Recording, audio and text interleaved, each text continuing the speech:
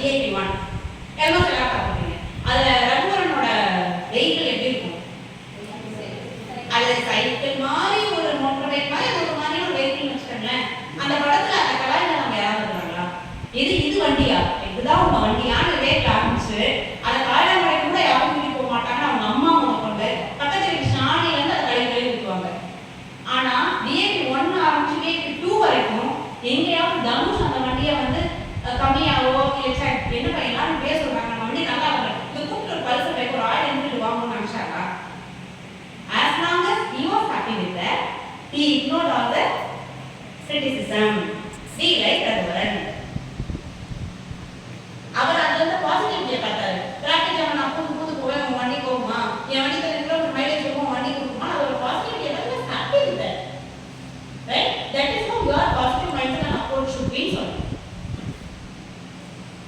So be like Raghuvaran. ஏன் இந்த side ஆம்பஸ் பண்றீங்களா? நீங்க be like ஷாலினி குரூப்பா? இல்ல சரியா?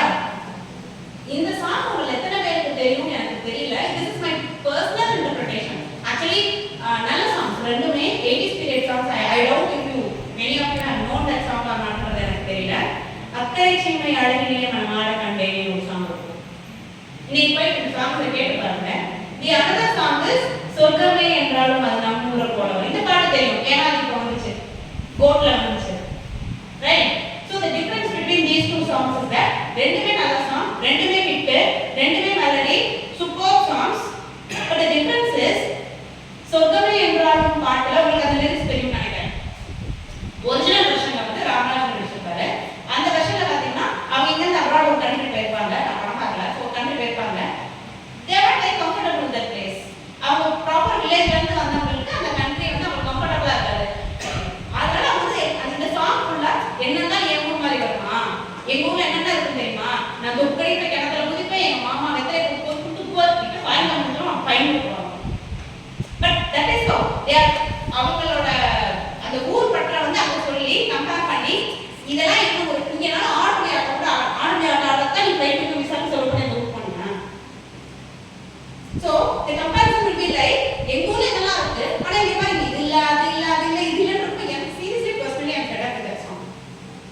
அரே ஊர்ல இருந்து கார்கா செலவு பண்ணி ஒரு வேற நாட்டுக்கு போயிருக்கீங்க, அங்க போய் என்ன நல்லா இருக்குன்னு பார்க்கணுமா, அதை விட்டுட்டு complaint mentality. I personally see that song that way. இதே நான் அக்கறைச்சி மேலாளர்களே நம்ம ஆட கண்டேன் பாத்தீங்கன்னா அகைன் அதுவும் இந்தியால இருந்து ஒரு டீம் பேர் பண்ணாங்க. நான் have seen that movie but I have listen to that song.